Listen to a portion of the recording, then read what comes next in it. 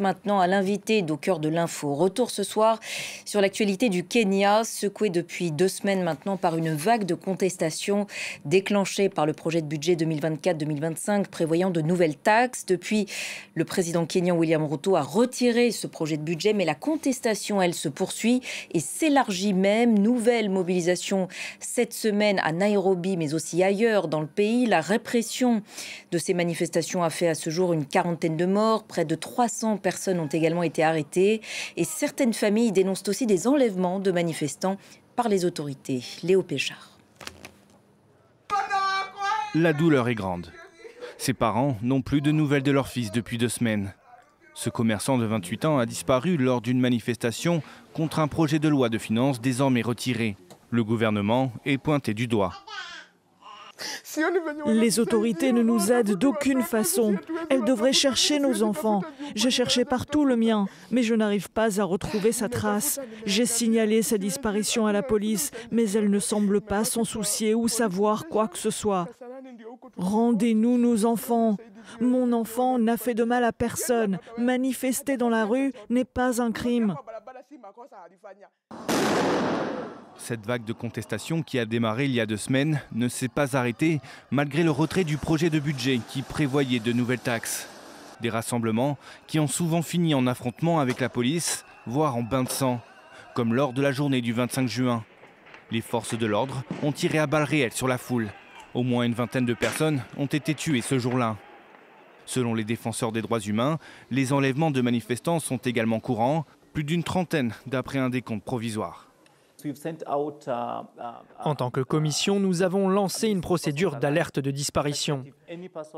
Si quelqu'un a un proche disparu, qu'il est à sa recherche et qu'il ne le trouve nulle part, il doit le signaler à la commission. Nous mènerons ainsi des enquêtes pour savoir éventuellement où se trouvent ces personnes. Si le ministre de l'Intérieur a démenti les faits d'enlèvement, le président William Ruto a fait une promesse vendredi. Il prendra des mesures contre les policiers impliqués dans des arrestations qui n'ont pas respecté la procédure légale. Et on en parle ce soir avec notre invitée Nyagale Bakayoko, chercheuse, politologue et présidente de l'African Security Sector Network. Bonsoir. Merci beaucoup d'avoir accepté notre invitation sur France 24. On l'a vu à travers ces images, la violence de la répression au Kenya. C'est quelque chose d'inédit dans l'histoire récente du pays. Alors non, malheureusement, il y a peu de temps, en mars 2023, il y a eu d'ores et déjà une vague de protestations, cette fois-ci contre l'inflation, qui a été réprimée de manière extrêmement violente par les forces de sécurité, ce qui démontre qu'on s'intéresse très souvent aux questions du rôle des militaires, mais que celle du comportement des forces de maintien de l'ordre, des forces de police plus largement, est aussi très souvent problématique sur le continent. Elles ont effectivement mauvaise presse, ces forces de police kenyanes, c'est-à-dire qu'elles sont mal entraînées pour ces opérations de maintien de l'ordre avec des débordements Il y a un usage disproportionné de la force de la part de la police kenyane, y compris dans l'usage de moyens non létaux. Le recours au canon à eau, le recours au gaz lacrymogène est très souvent excessif, et c'est d'ailleurs ça, apparemment, qui a provoqué les plus graves mouvements de foule du 25 juin devant le Parlement. Mais il y a aussi le recours très fréquent à des moyens létaux, les tirs à balles réels. Donc, plus encore que la formation, c'est la question de la doctrine de maintien de l'ordre qui est en question dans le cas du Kenya. Et cette contestation maintenant, son ampleur et le fait qu'elle s'étende désormais à d'autres parties du pays, ça vous a surpris ? C'est ce qui est très intéressant, c'est que le Kenya est régulièrement parcouru par des tensions communautaires de nature ethnique ou tribale. Là, toutes les communautés, il n'y a aucune dimension de cet ordre-là, et toutes les communautés se sont réunies pour manifester. Par ailleurs, on constate que c'est sur tout le territoire et pas seulement uniquement dans la capitale, Nairobi, notamment à Mombasa, la deuxième ville, exactement, il y a du quelques côté jours. de la frontière de l'Ouganda, et dans des villes qui sont aussi bien des bastions de l'opposition que de la majorité présidentielle, ce qui démontre leur profondeur et leur ampleur. De manière générale, vous diriez qu'il y a une rupture du lien de confiance, notamment du fait de cette répression des manifestations entre le peuple kényan et William Ruto et les autorités en général. Les manifestations elles-mêmes ont commencé de toute façon par une remise en question du mode de gestion de l'État. Donc il y avait, à mon avis, d'ores et déjà les germes d'une défiance au sein de l'opinion publique. Mais là, en effet, le fait d'avoir un aussi grand nombre de morts, au moins 39, enfin une quarantaine, ce qui est quand même énorme, bien sûr, va rester dans les mémoires. Et c'est principalement, c'est ce qu'on dit en tout cas, la génération Z qui manifeste aujourd'hui, une jeunesse ultra connectée. Ça donne lieu à de nouvelles formes de mobilisation, de contestation là aussi ? Absolument, parce qu'on s'est aperçu qu'il y a eu un contournement du Parlement, en réalité. Ce qu'il faut savoir, c'est que la constitution du Kenya est assez intéressante parce qu'elle permet des processus très participatifs en amont de la discussion des lois. Donc les citoyens sont appelés à exprimer leur avis, mais les avis exprimés sur ce projet ont été totalement ignorés. En effet, c'est surtout sur les réseaux sociaux, notamment sur TikTok, que l'on a commencé à voir les premières protestations. Et bien entendu, c'est avant tout la jeunesse qui sait manipuler ces instruments. C'est avant tout la jeunesse qui se mobilise dans la rue. Mais je pense que la jeunesse est aussi plus largement le porte-parole d'un mouvement intergénérationnel en réalité. Donc elle est en première ligne, mais ça concerne... Oui, elle est en première ligne, mais elle fait l'écho d'autres générations plus âgées de la population. Alors on va revenir sur ces manifestations de l'an dernier que vous avez évoquées il y a quelques instants. Donc c'était là aussi des manifestations anti-gouvernementales. En mars 2023, on va voir à nouveau les images, qui s'affiche à l'antenne. Pourquoi vous avez voulu revoir ces images de l'an dernier ? C'est en quelque sorte pour vous un signe avant-coureur de ce qui se passe aujourd'hui ? Absolument. On a pensé, malgré, là, une fois encore, la répression très violente de ce mouvement, qu'il s'agissait simplement d'un mouvement d'humeur. Mais à mon avis, c'était un signe avant-coureur de ce qui se produit aujourd'hui, que les autorités ont largement ignoré à travers ce fameux projet de loi de finances 2024. Mais les partenaires internationaux aussi, le Kenya est habituellement considéré comme un partenaire africain absolument modèle. Alors on va revenir justement sur ce projet de budget qui est à l'origine de cette contestation. Donc projet de budget 2024-2025 qui prévoyait notamment une hausse de la TVA de 16% sur le pain, une taxe annuelle de 2,5% aussi sur les véhicules particuliers, entre autres choses, des produits de la vie courante. Donc tout le monde était concerné. Et cette hausse prévue des taxes intervenait dans un contexte où l'inflation pèse déjà très fort sur l'ensemble de la population, notamment sur les classes moyennes. Absolument. Il y avait différents types de mesures. Il y avait tout d'abord une hausse prévue de 5% de la taxation des plus hauts revenus, mais par ailleurs, en effet, des mesures qui plus largement touchaient toutes les catégories, comme par exemple la fin de la subvention de certains produits, comme l'essence, ou une hausse de la TVA de 16% sur le pain, effectivement.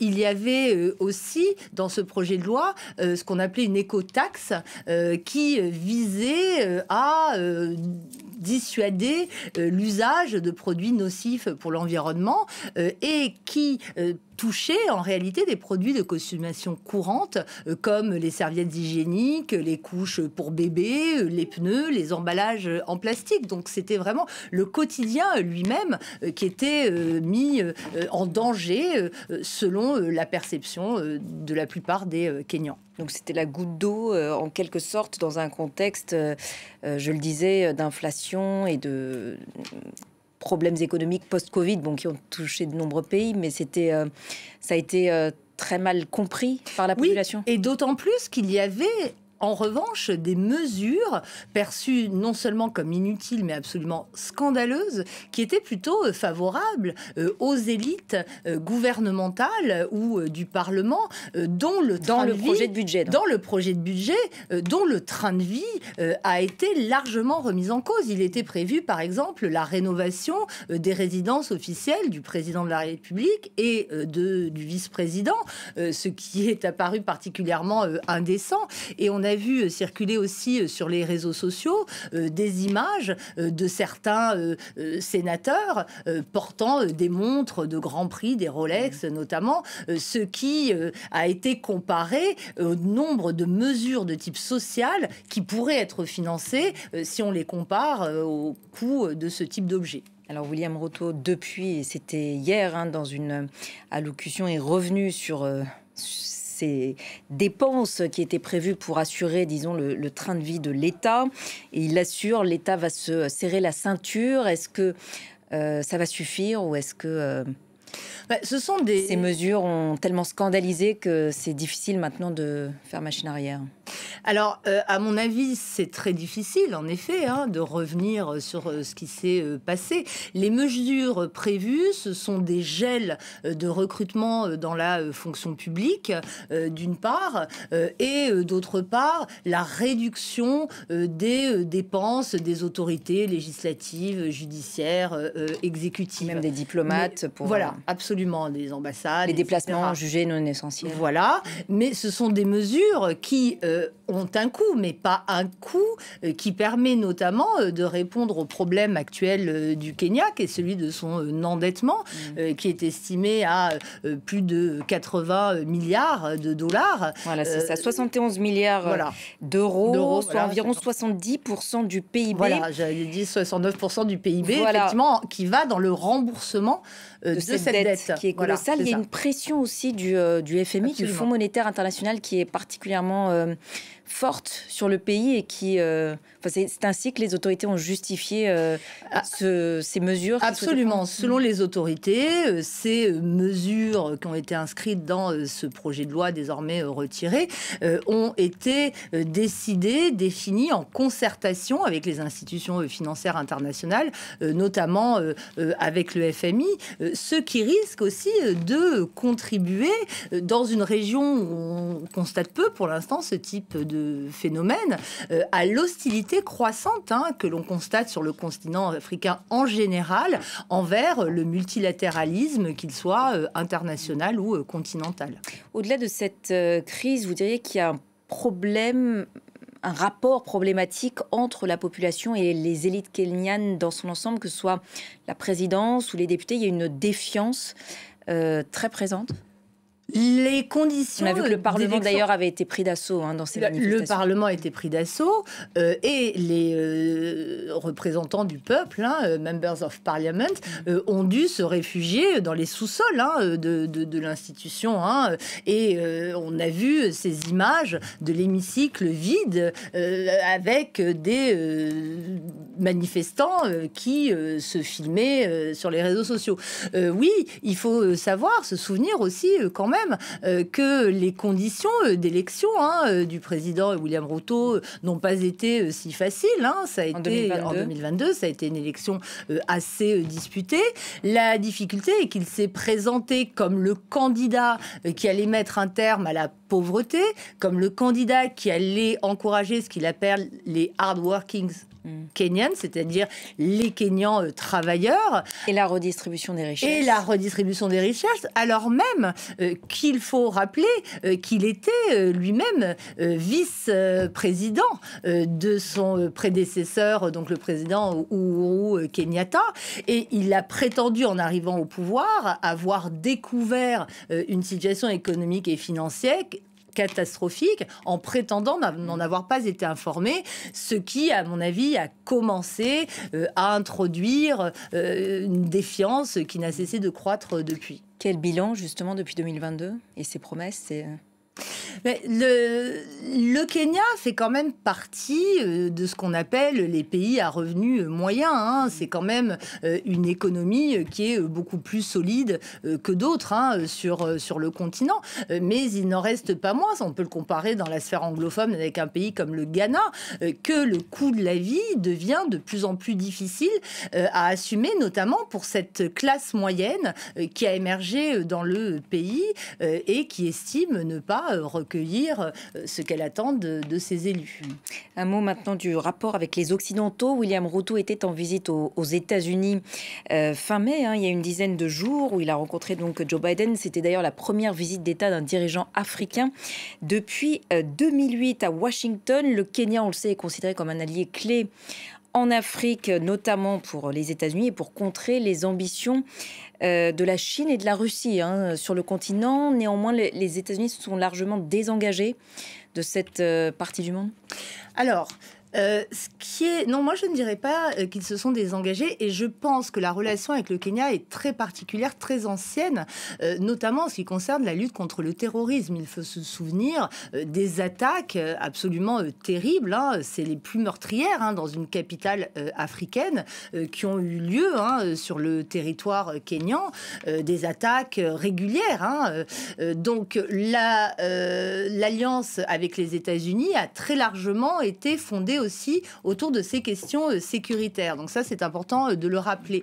L'administration Biden a plutôt cherché à revenir sur le continent africain, en effet, pour contrer les ambitions économiques de la Chine, comme elle le fait sur tous les théâtres, mais de manière assez affirmée par rapport au désengagement certain et affirmé de l'administration Trump, qui considérait les pays africains comme des shithole countries. Merci beaucoup Niagalé Bakayoko d'avoir répondu à nos questions ce soir.